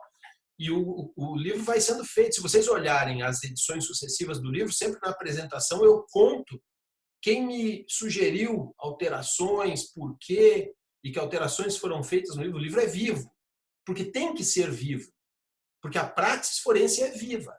Então, o que eu te diria assim, Paulo, a resposta seria sim e não, né? Sim para a tua questão principal, né? Você acha que a gente deveria desenvolver uma filosofia nossa acerca do assunto e tal, especialmente uma filosofia do direito, né? Uma filosofia voltada ao direito penal como praxis, né? Em vez de ficar simplesmente debruçada nas fontes europeias, a minha resposta para isso é sim. Não obstante, a minha resposta para a tua pergunta sobre se Dussel é uma dessas fontes, na minha opinião, não. Na minha opinião, Dussel é um Foucaultiano enrustido, se eu pudesse dizer de algum modo. Ele bem que gostaria de botar a tanatopolítica na discussão, né? Ele acha que violência é poder, e eu acho, ao contrário do Foucault com Hannah Arendt, que onde tem violência, o poder acabou. Né? Então, eu sugeriria aí da leitura... A primeira coisa para desconstituir as ideias Foucaultianas que contaminam Dussel, a meu ver, é a leitura da Hannah Arendt. Aí é mais um campo em que as mulheres deram de cinta nos homens. Entender o que é violência. Só que se o senhor falar isso do Foucault lá na Federal, o pessoal vai ficar bravo com já falei, o senhor, né? Já falei para o Celso, já falei para um monte de gente. Assim, eu vivo fazendo amigos, Raissan. Assim, para esse tipo de coisa eu sou especialista, né? Eu questiono tudo, cara. Assim, me parece que as leituras... O que acontece? Me parece que é o seguinte, o Celso me provocou da forma, há muitos anos atrás, da forma mais ou menos como o Paulo fez, né? O Paulo disse, olha, o que você acha disso aí? Provocou no bom sentido, né? Dizer, dá uma olhada nisso aqui para ver o que você acha e tal. E eu li, cara. Eu li a Ética da Libertação, que eu trouxe dessa grossura, assim, né? Depois a Filosofia da Libertação também. E aí eu voltei para conversar com ele. O que eu acho? Eu acho que ele é um Foucaultiano enrustido. Mas qual é o problema em ter Foucault? Eu falei, o problema do Foucault é a Hannah Arendt. Nas minhas conversas com o Celso são umas conversas meio esquisitas, né? Terminam no Internacional, porque nós dois somos torcedores do Internacional, né? Mas elas começam em contrapontos bem marcados, né? Então isso, eu acho que aí é meio procurar uma agulha no palheiro. Eu entendo o que você quer dizer, porque a abertura do Dussel é a preocupação com realidade prática da aplicação de um discurso importado, e ele tem toda a razão nisso, né? É óbvio que isso é uma quadratura do círculo, né? Você pega um negócio desenvolvido nos corredores da escola de Bonn e põe ele na Colômbia, dá um desastre, né? Isso é claro, porque não dá para fazer assim, não dá para fazer importação acrítica. Nisso eu estou de pleno acordo, né? Outra coisa muito diferente é que então vamos lá, vou filtrar por aqui a nossa realidade, ao invés de eu me basear em questões que são de uso linguístico, uso da praxis, eu me baseei em questão ideológica. Daí eu já me ferrei, né? Porque a ideologia é tão nociva à linguagem quanto à praxis. Porque, veja lá, nós estamos falando de interferência, né? Se eu parto de uma ideologia, eu não consigo deixar de contaminar a praxis, assim como se eu parto de uma ciência. Porque nós vamos ficar naquela história do cobertor sobre os móveis que o Raissan falou na nossa conversa anterior. Eu tenho em um discurso científico uma rede conceitual. Eu jogo essa rede sobre o meu objeto, eu não tenho o objeto, eu tenho a imagem da rede projetada sobre o objeto. Quando eu faço ideologia, eu também tenho um discurso ideológico. E eu projeto sobre o objeto o discurso ideológico. E o que eu vejo é o filtro do discurso ideológico sobre o objeto. Não é o objeto, né? A única coisa que me dá aproximação real à praxis é a praxis. A única coisa que me dá aproximação à ação é o emprego da ação. É o contexto em que ela se desenvolve, o sentido dela. Todo o resto são redes conceituais. Dá para aplicar? Dá. O resultado pode ser melhor ou pior que o outro? Claro que pode. Você vai comparar o resultado dessa teoria naquela fórmula que eu falei. Uma teoria será melhor que outra na exata medida em que ela produza resultados melhores. Mas nunca vai se falar da regularidade do mundo. Os problemas do mundo estão lá, né? Vamos fazer uma teoria melhor? Vamos. Eu estou dentro, né? Esse instrumental é melhor? Me parece tão contaminado quanto qualquer outro. Sabe? Quando pego o Wälzer, ou pego, sei lá, a gente citar um latino-americano, Zaffaroni, eu olho para o Wälzer, eu olho para o Zaffaroni e vejo a mesma coisa. Eu pego o Dussel e olho para o Foucault e vejo a mesma coisa. Me parece o melhor? Não, não me parece o melhor. Me parece, por exemplo, se for para pegar o Dussel, o Foucault via Dussel, eu fico com a Hannah Arendt, via nós mesmos. Tem uma professora de Ponta Grossa, por exemplo, que escreveu um texto, professor de filosofia de Ponta Grossa, que escreveu um texto comentando da violência da Hannah Arendt, que, a meu ver, supera 20 vezes o Dussel, sobre o mesmo tema. Tá? Puxa, qual é o nome dessa professora? Se vocês procurarem a cadeira de filosofia... Mariana, como era o nome da tua professora? Aquela bem... Cristina Ribas. Né? A Cristina Ribas escreveu um texto sobre Hannah Arendt, comentando da violência, que, a meu ver, é mais útil para a nossa praxis forense jurídico-penal do que a ética da libertação. Bom, mas vamos lá. Vamos voltar para o nosso prosaico direito penal aqui, né, Paulo? Boa pergunta, gostei. É isso aí. As provocações são para e são livres, né, pessoal? Vocês que são ouvintes, mesmo não sendo parte da disciplina, né? É bom participar, tá? À medida que puderem. Vamos lá. Voltando àquilo que a gente estava dizendo, qual é o problema dogmático aqui? O problema dogmático que o Vives mostra, essas insuficiências das perguntas, as falsas perguntas, né? São analisados em 3 planos. Primeiro, o equívoco causalista do von List, que isso ficou bem claro, acho, né? A ação e omissão. Ele tinha um conceito, uma ideia de um supraconceito de ação que era o movimento voluntário modificativo do meio externo. Que raio de movimento nós temos numa omissão, pensado do ponto de vista empírico da causalidade? Nenhum, né? Não existe. É um nada. Então existia um problema natural. É isso que o Vives fala. É um paradoxo natural do von List, né? Não dava para equivaler a ação ou omissão, com omissão, porque as duas eram contrapostos empíricos óbvios, né? Se eu não tenho, olhando para aquilo que é ontológico, ação e omissão não tem como reunir em uma coisa só. São opostos, né? Inclusive, aliás, essa era a crítica que o Radbruch fez ao von List, se vocês lembrarem bem, no primeiro escrito de 1907. O segundo é o paradoxo do Binding, que ele chama de um paradoxo normativo. O Binding tenta resolver a questão. Diz, olha, as omissões próprias infringem um comando e carecem de consequência. Não tem consequência, não tem resultado na omissão imprópria, né? Os crimes de omissão imprópria são crimes sem resultado naturalístico, né? As omissões impróprias infringem uma proibição e não um comando, né? Mas sempre tem consequências reais quando se consumam.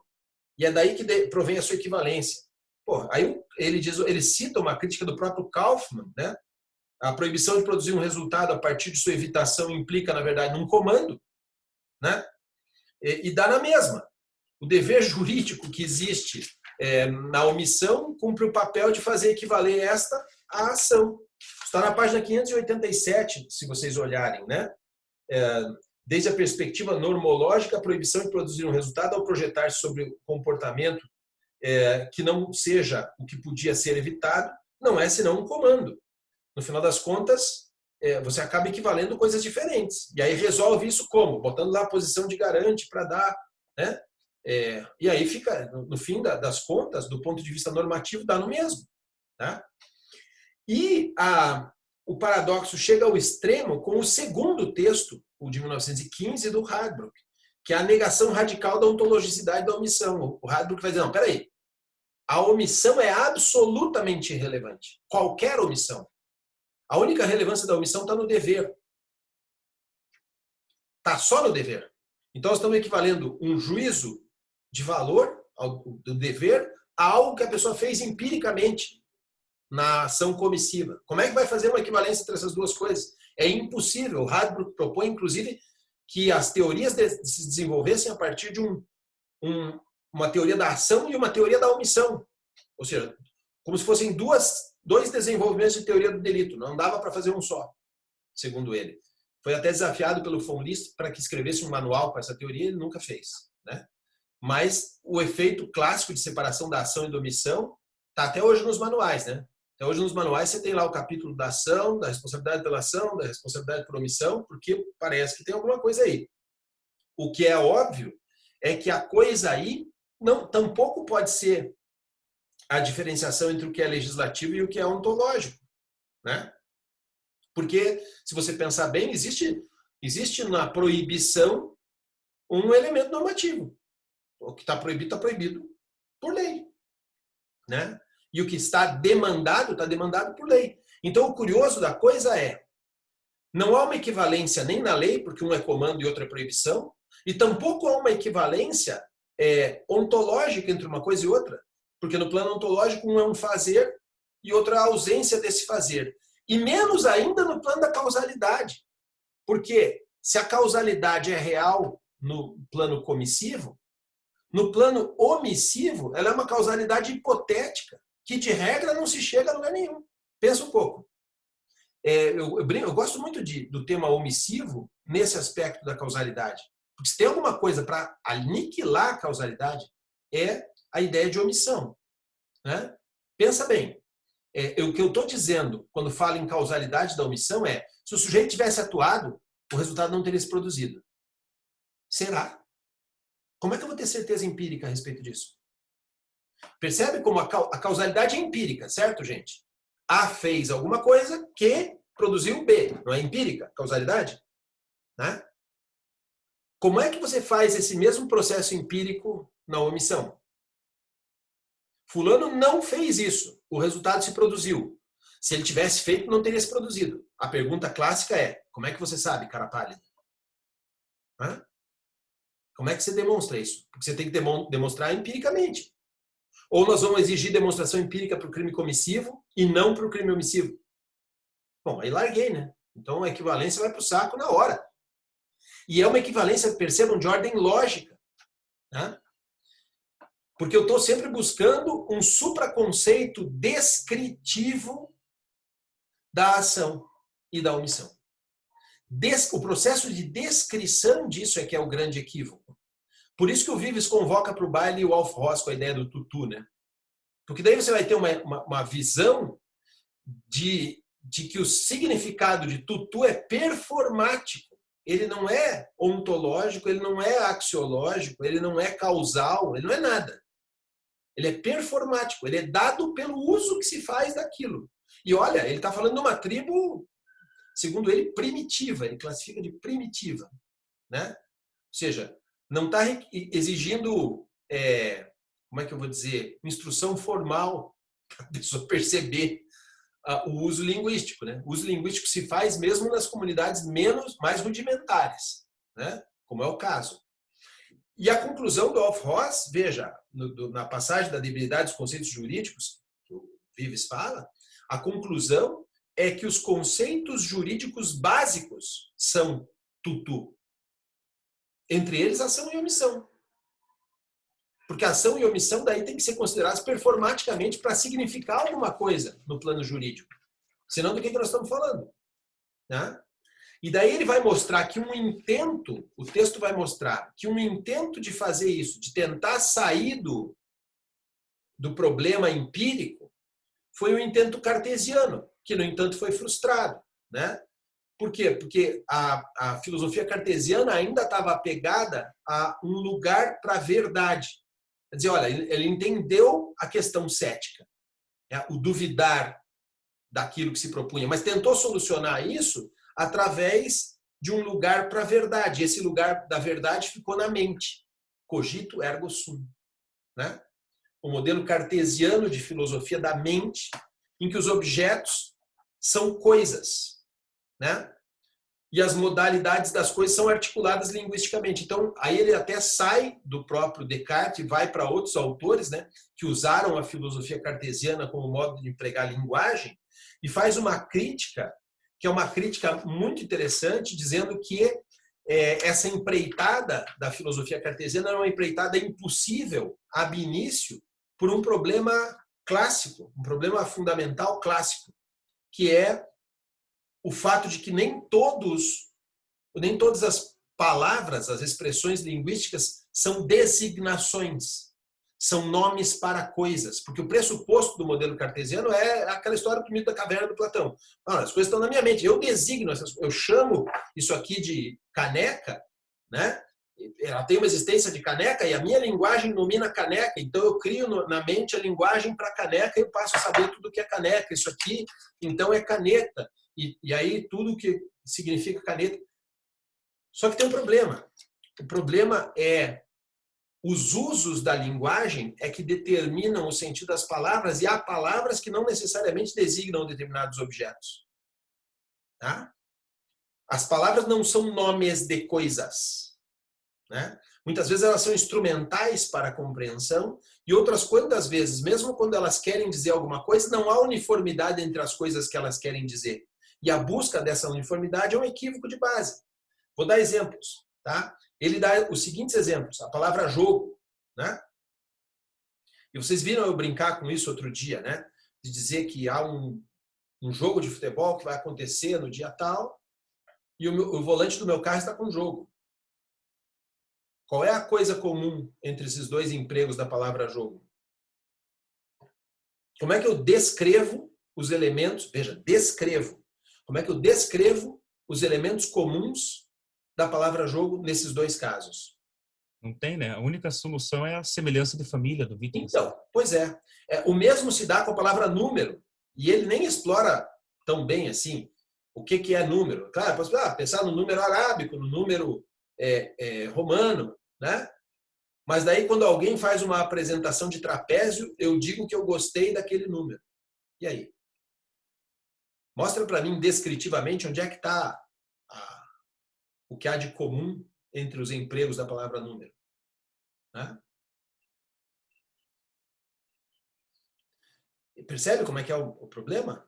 E aí ele diz que a expressão ação também é assim. Eu não consigo descrever o que há de comum entre as distintas ações. O que elas têm são similitudes, parentescos de família, familiaridades. Né? É uma ilusão conceitual achar que eu vou produzir objetos descritivos ilusórios que signifiquem isso. E essa é a parte importante do texto todo.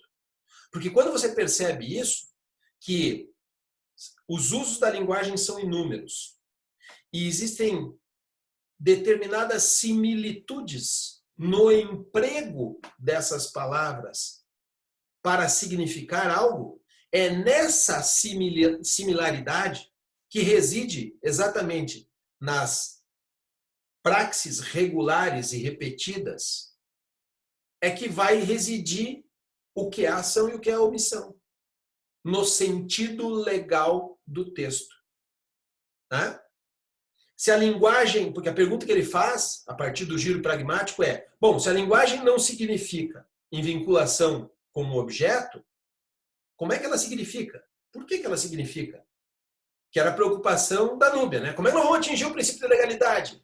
Ora, praxis regulares de uso da palavra. E aí não é a lei. E perceba que aí a distância para o Jacobs fica quilométrica.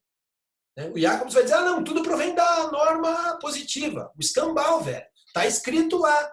Mas como é que eu interpreto o que é matar? O que é subtrair? Como é que eu interpreto isso nas praxis regulares? Como é que isso pode ser feito em comissão por omissão, reconhecido como praxis regulares? Né? E aí a solução que ele apresenta no uso pragmático, claro que ele poderia ir no Wittgenstein, mas ele quer mostrar que ele escolheu o Wittgenstein como poderia ter escolhido outra pessoa. Daí, nesse ponto, e não em outros, ele toma o Quine, né, como referência. E ele diz, olha, o Quine vai dizer isso, vai explicar isso, que não é possível aprender o significado a partir de objetos, mas sim de condutas. A conduta traz íncito o contexto em que ela é empregada e, portanto, não existe o significado das palavras, reside nas praxis do seu emprego. Tá? O que faz com que, e é muito interessante você perceber a localidade disso, Paulo. Acho que vem ao encontro da tua pergunta, Paulo. Olha só, você perceber as regularidades com que uma palavra é empregada no sentido de um contexto local produz um resultado local. Porque tem palavras, por exemplo, que não significam nada dentro de um determinado contexto. Não tem tradução, né, dentro de um determinado contexto. Um bom exemplo, eu gosto de usar esse exemplo porque é bem peculiar e provém mesmo lá do ambiente germânico, a palavra Heimat. Né? Traduz Heimat para mim. É o Guilherme, que estuda alemão, o pessoal aí que estudou, o Bruno. Heimat. Heimat é o sentimento de pertencimento a um lugar. Eu digo se você tem Heimat ou não tem Heimat. Cara, em português. Por quê? E menos ainda em português brasileiro. Porque se tem uma coisa que nós não temos é sentido de pertencimento, nem ao Brasil, que dirá o resto. Né? Nós temos pouco sentimento de pertencimento ao nosso lugar. Porque essa é uma terra de imigrantes. É natural que seja assim. Não é errado que seja assim. É natural. Né? Todo mundo aqui, algum parente nosso veio de algum lugar. Sei lá, ou veio da Europa, ou da África, da Ásia, sei eu. Mas todo mundo vai ter um ancestral que veio de algum lugar. Aqui, o sentido de pertencimento local é muito difícil. Né?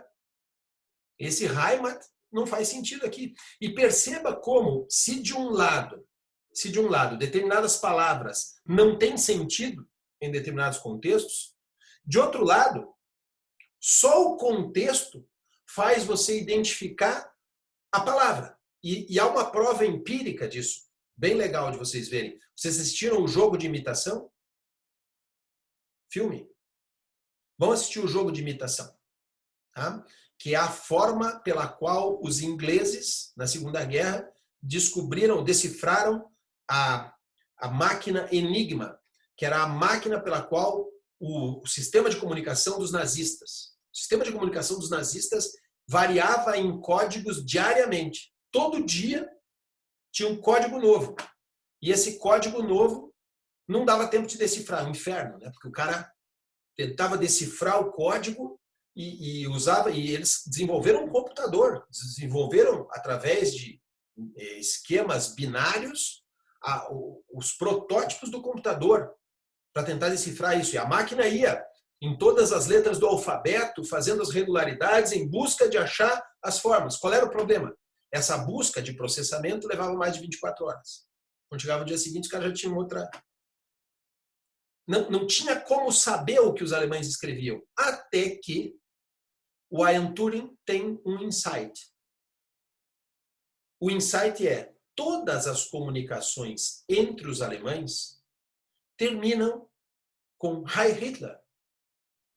Era uma saudação entre os militares alemães que obrigatoriamente terminava todas as comunicações entre eles. E aí ele diz: olha, peraí, se eles terminam sempre Heil Hitler, as últimas palavras que estão escritas significam Heil Hitler.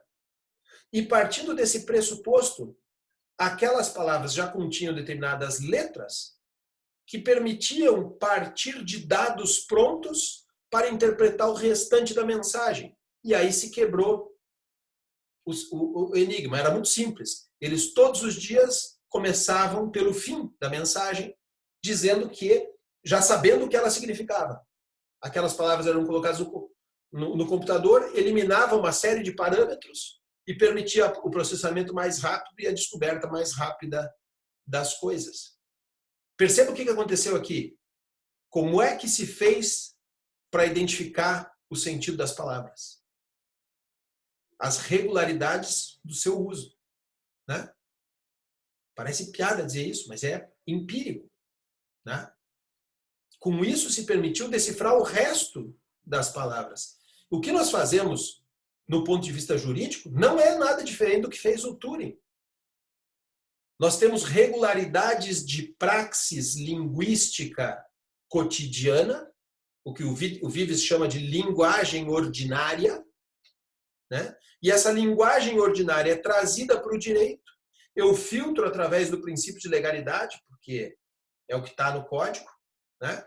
E aí eu vou interpretar aquilo de acordo com as regularidades práticas do uso das palavras que estão no texto da lei. Percebe? Então, aí está a diferença abissal para o Jacobs, né?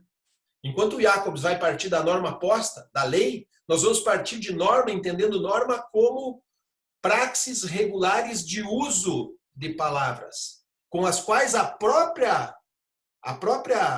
estrutura da legalidade é cotejada, né? Não existe uma estrutura da legalidade posta em si. Ela é posta a partir das regularidades práticas que eu significo. O que traz para nós, Paulo, exatamente a questão que você coloca. Veja, quando nós interpretamos o que possa ser corrupção, né, muito provavelmente vai ser diferente da forma como um inglês vê corrupção, ou como um japonês vê corrupção, né? Vamos lá, vamos pegar exemplos bem concretos que são da liça forense. Um determinado empresário fez no final do ano, doou, sei lá, uma garrafa de vinho para cada desembargador do Tribunal de Justiça da Bahia. Vamos dizer, para situar aí o Paulo. Lá na frente acontece uma ação penal ou uma ação civil contra a empresa desse empresário que cai nas mãos de um desses desembargadores em grau de recurso.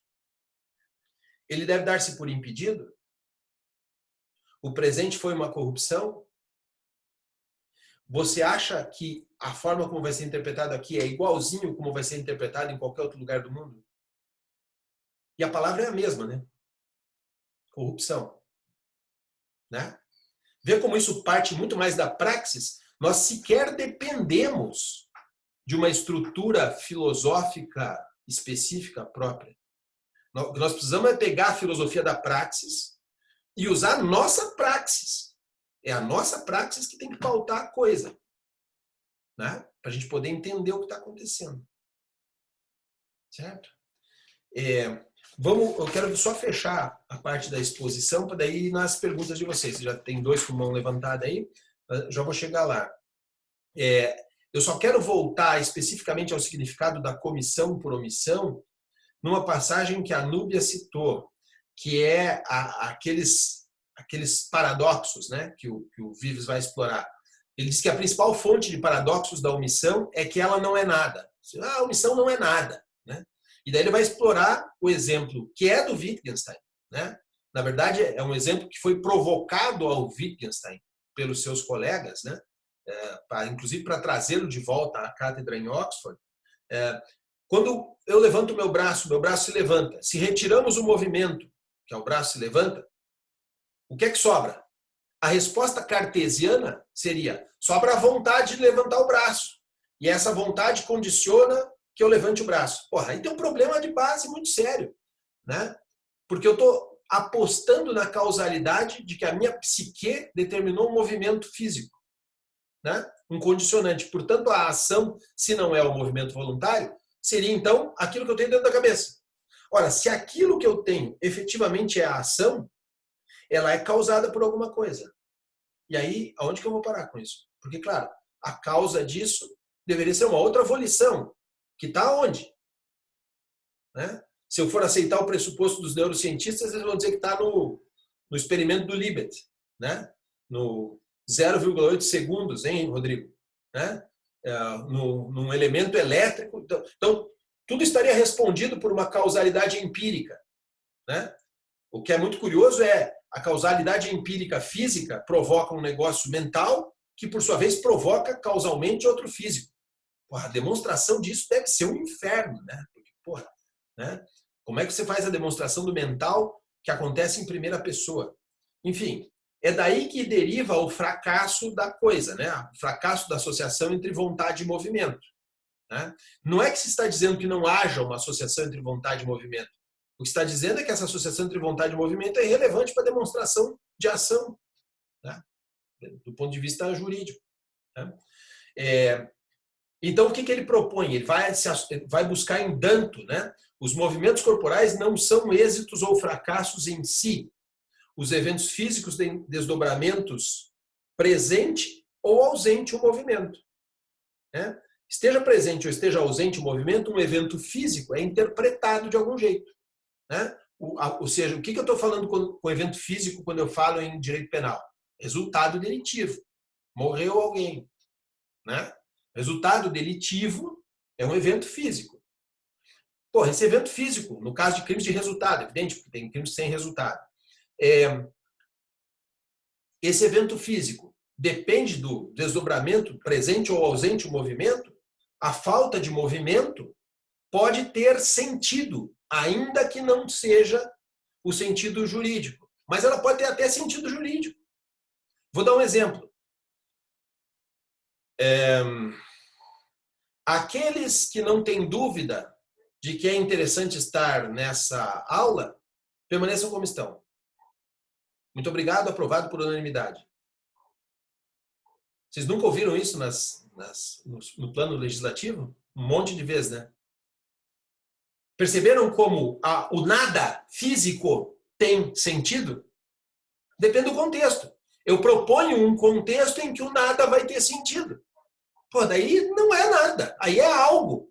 Mas esse algo não provém de um movimento físico ou do que pensou o deputado fulano. Aliás, ele não teve nem tempo de pensar. Quando ele pensou, já tinha votado. Né? O permaneçam como estão tem essa característica. Né? Entende o que eu quero dizer? É a atitude intencional que plasma o sentido dado pelo contexto. Os homens atuam, ou podemos atribuir a eles ações, porque podemos interpretar os movimentos corporais ou a ausência desses movimentos em um determinado contexto, que produz sentido A ou sentido B. Onde estão envolvido tudo. Ideologias, crenças, desejos, pretensões, intenções. Veja, o tema do dolo, que é o próximo, diz exatamente com isso.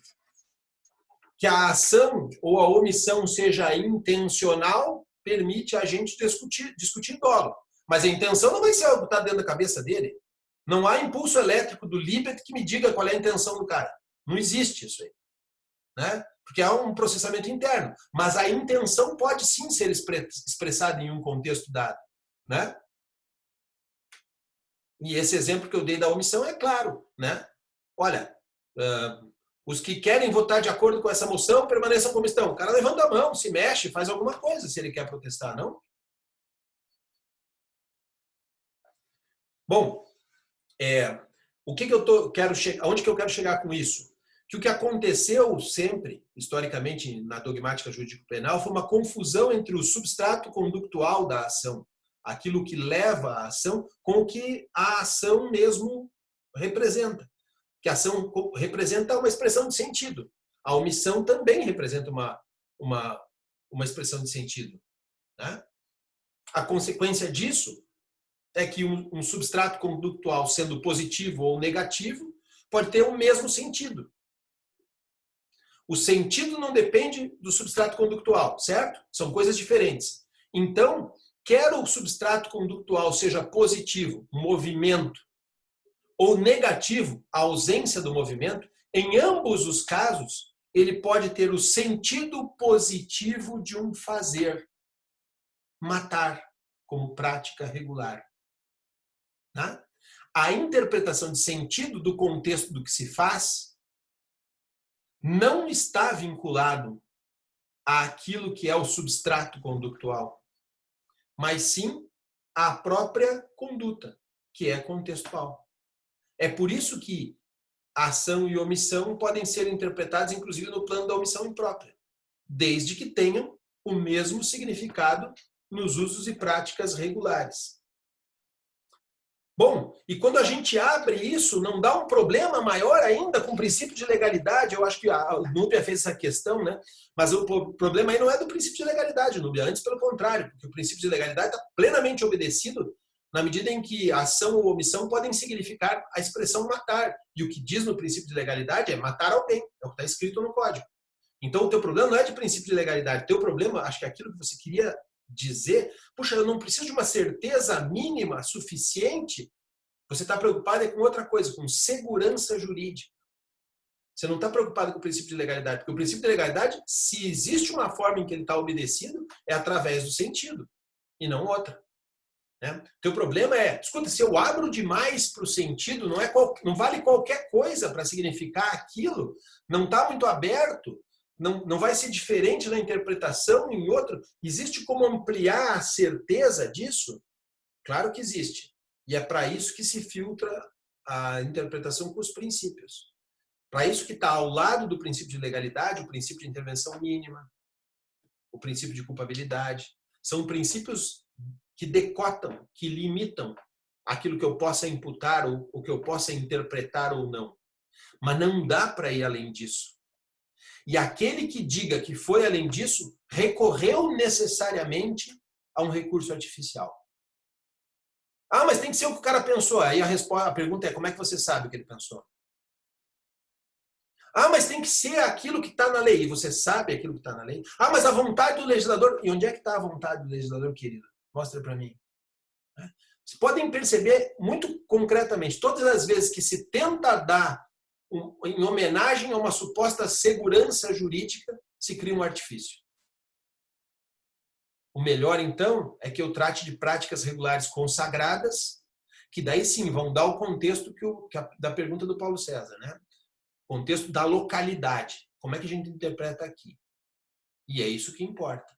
E é por isso que existe, especialmente num país continental, discrepância nas fórmulas de interpretação da lei que abrem passo à fórmula de interpretação uniformizadora do Superior Tribunal de Justiça. É para isso que serve o Superior Tribunal de Justiça. E para isso que deveria servir o Supremo Tribunal Federal, a interpretação da Constituição. Tem servido para outras coisas, deixo para lá, não vou entrar nesse assunto. Mas deveria ser uma Corte Constitucional que estabeleceria filtros hermenêuticos sobre a conjunção de constitucionalidade de uma norma ou outra. Né? Bem, então, acho que com isso, mais ou menos, eu consigo ter atender a Núbia na pergunta, né? Não sei se atendi, mas e dar um panorama geral do texto. Eu vou voltar para as perguntas, para as mãos levantadas. Primeiro o Guilherme, pela ordem. Vai, Guilherme. Professor, na verdade eu queria retornar um pouquinho ao que o senhor disse um pouquinho antes. Todo o papo aqui está em torno da questão do aro de família, das relações de similitude entre contextos, entre diferentes contextos, para dar a dimensão real da ação. Mas eu queria chamar a atenção para um outro ponto que essa ideia do Wittgenstein de aro de família resolve, que é aquele intrincado problema da causalidade na omissão. Porque por muito tempo, na verdade, ainda vem prevalecendo a ideia de que a causalidade da omissão ela se bastaria com a ideia de evitabilidade. E isso, a meu juízo, não resolve nada em causalidade, e tampouco diz a respeito de causalidade. Diz a respeito de atribuição, no mínimo, de tipo, de imputação, imagino. E com essa ideia de analisar o contexto em que se realiza a ação, me parece que esse problema em torno da causalidade omissiva acontece o que o professor Vives chama de uma distorção gramatical, né, como está acontecendo agora, e passa a não acontecer mais. Eu acho que seria um ponto importante e bacana da gente comentar um pouquinho, porque realmente aqui há um ganho de efetividade na teoria do professor Vives. Era mais um comentário mesmo. Tá bem. Eu vou remeter a vocês uma parte do texto. Vocês podem procurar na primeira parte, aqueles que se interessarem por isso que o Guilherme tratou. Né? É verdade. Existe um problema sério de causalidade na omissão, que é uma causalidade pressuposta, uma fantasia. Né? Mas, a rigor, é um pouco mais longe. Esse buraco é mais embaixo. Na parte inicial do texto, vocês vão ver que o professor Vives trata a própria causalidade como um hábito da mente. Se ele é um hábito da mente, ele não pode ser tratado como um dado empírico. né? Sou eu que estou acostumado a uma certa regularidade que tomo daí a possibilidade de retroceder e dizer que aquilo é uma certeza, né? Que vai amanhecer amanhã, né? Que o Paraná Clube não vai ser campeão, coisas desse tipo, regularidades empíricas, sabe? Aquelas inexoráveis, né? Isso aí não é aquelas verdades que o Wittgenstein fala que nós isso tá no questionamos da acerca certeza. ela, é Isso da tá no da certeza, isso. certeza. Mas, por exemplo, que a Terra é mais velha do que eu, de que a se eu Terra olhar tem para mais de 100 trás... anos. Tudo bem. E quando eu me viro de costas, o mundo não some. Então, são pontos de partida que eu parto para poder afirmar alguma coisa. Eu uso eles como um mecanismo, como uma espécie de... Se você pensasse no salto com vara, é a vara, né? Eu uso ele como um mecanismo para projetar alguma afirmação, mas ele não é a afirmação em si. E a gente trata a causalidade como dado empírico. Esse é o problema, né? E diferente do conceito do leito do rio, que o Wittgenstein também traz. Pois é, então, aí ele contrapõe a causalidade os usos, porque os usos são irregulares, ao invés de ser regulares. E é exatamente o leito do rio. Que o Guilherme diz, olha, qual é o ganho aqui? O ganho é que acaba com esse misticismo da hipótese, né? Porque daí, o que acontece? Como eu não sei, como a causalidade da omissão é hipotética, e é hipotética, eu estou supondo que se o cara agisse, né, ele teria evitado o resultado. Eu parto de uma ideia de evitabilidade. Então já não é de evitação, é de evitabilidade. Se fosse possível evitar, ele já está condenado. Tá, mas e se não desse certo? Se eu tivesse agido e não desse certo, como é que eu vou saber? Né? Então já não é mais de evitação concreta, como é a causalidade do crime comissivo, né? Olha, se o sujeito não tivesse passado com o automóvel naquele local, naquele minuto, ele não atropelaria a pessoa. Isso é uma afirmação categórica, né? Como é que eu faço isso na omissão? Eu tenho que supor. E essa suposição, obviamente, não pode ser categórica. E daí, como eu não faço uma suposição categórica, eu tomo outra categoria, que é a evitação, a partir de uma hipótese de evitação, que mesmo que não se possa confirmar, e exatamente porque não se pode confirmar, eu dou por presumida. E aí eu converto o que seria a evitação concreta em evitabilidade possível. O que significa que, do ponto de vista da equivalência entre comissão por omissão e comissão propriamente dita, é mais provável que um sujeito seja condenado em omissão imprópria do que no crime comissivo. Percebe?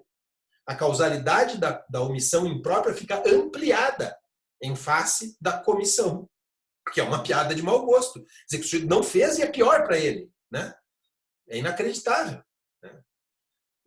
E, portanto, o ganho que o Guilherme está dizendo é a redução da coisa. Ora, se tem que equivaler, além de ter a posição de garante, ainda tem que equivaler semanticamente. Opa, aqui eu reduzi entre o número de casos que seriam evitáveis àquelas evitações que fazem sentido, né? Então aí tem uma contração do sistema punitivo e um ganho muito interessante. E se vocês quiserem saber daí mais sobre por que o Vives ataca a causalidade como fonte de responsabilidade, daí não é só para omissão, a causalidade em si como fonte da responsabilidade, procura na primeira parte do livro, tem um tópico inteiro sobre causalidade que vai resultar muito interessante para vocês. Rodrigo.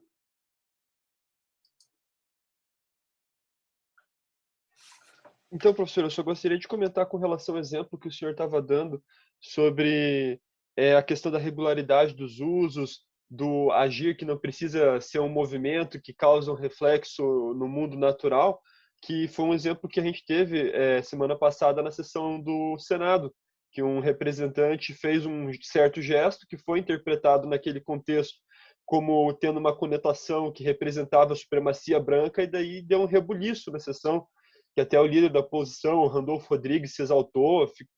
Eu não soube desse assunto, se puder explicar, eu não vi essa. Assim, eu sou meio avesso a jornal, eu sou meio, sabe, um quase eremita. Acho que o senhor está certo nessa questão, porque as notícias ruins realmente baixam a moral. Mas, enfim, com relação a esse caso, é uma sessão do Senado, e eu não lembro quem que estava discursando, e estava esse assessor especial da presidência sentado ao fundo da imagem. E daí, eu não vou repetir o sinal aqui, porque pode causar mal compreendidos, né? Até porque vai ser gravado. Tá bem explicado o que é, né? Tá bem explicado. Mas ele fez um sinal com a mão que indicava a letra W e P, que fazia referência ao White Power. E é um sinal que é muito comum, que é o sinal de ok, assim. Por exemplo, eu fiz curso de mergulho e me ensinaram que assim era quando estava tudo bem. Mas daí naquele sinal, ali naquele contexto específico, o uso que foi atribuído, aquele gesto, não foi nem uma palavra, mas foi um sentido que foi atribuído ali naquela situação, que poderia ter repercussões no campo penal, porque fazia referência de acordo com quem tinha aquele repertório ou aquela familiaridade do uso, não sei se seria esse o conceito aplicável, de que aquilo representava um gesto de supremacia branca. Então perceba lá, isso é bem interessante para mostrar isso, né? Lembra das 3 dimensões do ato de fala? Se você está curioso sobre isso, o livro é esse aqui, ó. O verdinho do Austin? Ele está no nosso Drive, né? Acho que está o em inglês também, não está? Está o em inglês lá, se eu não me engano. How to do things with words, né? Como fazer coisas com palavras. Esse é um livro, esse autor é um autor antigo, clássico, é o primeiro ocupante da cátedra que depois foi do Hart, né? E assim, do que ele trata? Ele vai tratar dessa questão das dimensões do ato de fala, né? Que é o ato de fala, daí não significa só a fala, mas significa também as ações, né? Como é o gesto, como é, né? Outras coisas. Que existe a dimensão locutória, que é a dimensão de comunicação primária, né? Na língua determinada em que o sujeito se expressou, seja ela gestual ou verbal. Então, é o que naturalmente se realiza. A segunda dimensão, que é a dimensão ilocutória, que é a ideia do sujeito que o dirige a respeito daquilo que ele quer expressar. Dimensão ilocutória. E a terceira, que é a dimensão perlocutória, que não diz respeito nem à ideia dele e nem àquilo que concretamente ele fez, mas sim o contexto em que aquilo que ele quis fazer, ele fez. Ou seja, lá pode ser que outra pessoa tenha interpretado dessa forma, tenha visto dessa forma, pode ser que o contexto fosse esse significado, o que ele queria ou não jamais saberemos, porque pertence à mente do sujeito. A questão é, no contexto se transmite esse sentido ou não se transmite esse sentido. E aí os juízos de valor que a gente empregue sobre esse contexto vão se basear exatamente na dimensão perlocutória, né? E não na locutória ou ilocutória. Não que as 2 primeiras sejam irrelevantes. Claro que são relevantes. Se ele tivesse feito outro gesto mecanicamente, não seria a mesma coisa. Ou se ele tivesse pensado nisso antes, certamente não teria agido assim. Mas o que realmente dá sentido para a coisa é a dimensão perlocutória, né? E aí vai se discutir se existem evidências desse conceito para atribuir responsabilidade para o sujeito. A atribuição de responsabilidade para ele vai derivar desse contexto, né? E aí o contexto não é só o lugar onde ele estava quando disse o que disse. Não, é o repertório dele, se ele estava ouvindo ou não, se tinha um outro interlocutor a quem ele estivesse se dirigindo ao invés das pessoas em geral, enfim, né? São variantes circunstanciais que permitem contextualizar melhor o problema. Quanto mais variantes, melhor, mais justo o resultado, né? Não há justiça absoluta, há pretensão de justiça no resultado. Essa pretensão de justiça se espelha exatamente na acumulação de variantes que permitem se aproximar do resultado mais justo possível. Por isso que quanto mais variantes existam, quanto mais você captura, é o princípio da ampla defesa, né? Quanto mais você captura de variantes, mais próximo você chega de um resultado justo, sem ter um justo absoluto, né? É por aí.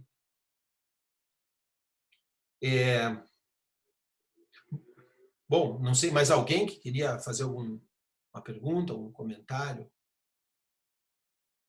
Porque senão eu já vou indicar o que a gente vai tratar em seguida, porque o tópico seguinte diz respeito ao reexame do dolo. E o dolo também é uma expressão de sentido. Dentro dessas ideias que a gente está tratando de expressão de sentido, uma desconstrução necessária a ser feita é a questão do dolo, né? A respeito de como é que se atribui dolo.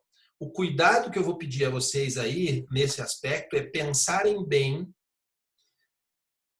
que a transposição de um dolo ontológico para um dolo normativo tem infringência em aspectos que vão um pouco além só do ontológico, como teoria de base, como ação empírica e etc. Vai um pouco além, porque pretensões de verdade como equivalência, eu dizer, não, o dolo existe mesmo na cabeça do cara, mas a gente só atribui, e essa atribuição tem que equivaler à cabeça do cara, acaba dando na mesma. Então, cuidado com os falsos discursos normativos sobre o dolo. Mas esse é assunto para a gente discutir na próxima conversa, que daí fica para quinta-feira. A cargo de quem que está esse? Eu nem sei. Tá aqui. Eu, professor. É o Guilherme, né? Então, Isso. essa bola é tua, Guilherme, na quinta-feira às 9 horas, certo? Então é isso. Paro a gravação por aqui. Boa tarde para todo mundo. Eu vou ver se consigo postar as duas. Eu preciso editar a aula anterior para tirar a parte que não corresponde à pós-graduação, só a graduação, né? Para daí a gente deixar as duas em ordem, tá bom? Um abraço para vocês e até quinta. Tchau, tchau. Um abraço.